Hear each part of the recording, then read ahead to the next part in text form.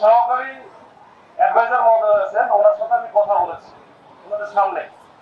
তো দুইটা জিনিস স্যার আমার দিয়েছে, যে একটা হচ্ছে এনআইআর, যেটা এর আগে কথা ছিল ওই ব্যবসায়িক নেতৃবৃন্দের সাথে বসেছিল, ওই সময় যে কথা দিয়েছিল যে 3 মাসের মধ্যে এটা অ্যাক্টিভ হবে না, 3 মাস এটা কি থাকবে, অফ থাকবে। এনআইআর পিছানো হবে, এটা ইমপ্লিমেন্ট হবে 3 মাস পরে। এটা তিনি এখন কিন্তু যেটা কোনো কিছু থাকবে না, যেটা সে স্যার যেটা লিখছেন যে 3 মাসে কোনো কম বা ইকুইপমেন্ট এটা ব্ল্যাক লিস্ট হবে না, আর স্টক লট বৈধ হবে। যদি স্টক লট থাকে সেগুলো কি হবে, বৈধ হবে। এটা ব্যাপারে এটা বিক্রি করতে পারবেন, সবকিছু করতে পারবেন।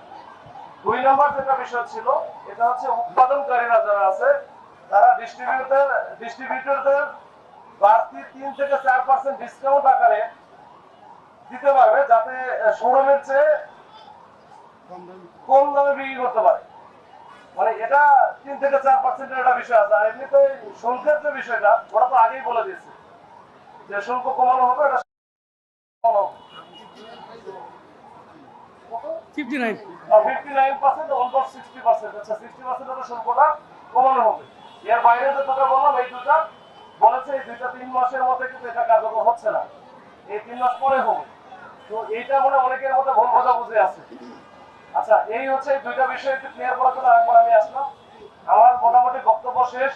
আর আরেকটা বিষয় তো অনেকে বলতে পারেন, আজকে হয়তো বা আন্দোলন করতে গিয়ে কিছু পুলিশের সাথে ধাওয়া পাল্টা ধাওয়া, এই ইট পাটকেল নিক্ষেপ হয়েছে, পুলিশের অনেকে আহত হয়েছে, আপনাদের অনেকে আহত হয়েছে। এখন এটাতে 8-9 জন বা 10 জন ধরা হয়েছে, 11 জন। এটার ব্যাপারে আমার কোনো সিদ্ধান্ত এখনো আমি পাই না। আমি স্যারদের সাথে কথা বলবো, আমি আমার ব্যক্তিগত পক্ষ থেকে স্যারদের রিকোয়েস্ট করবো, তারপর এটা স্যাররা যেটা ভালো মনে করে সেটা হবে। ঠিক আছে, আমি আমার তরফ থেকে সর্বোচ্চ চেষ্টা করবো।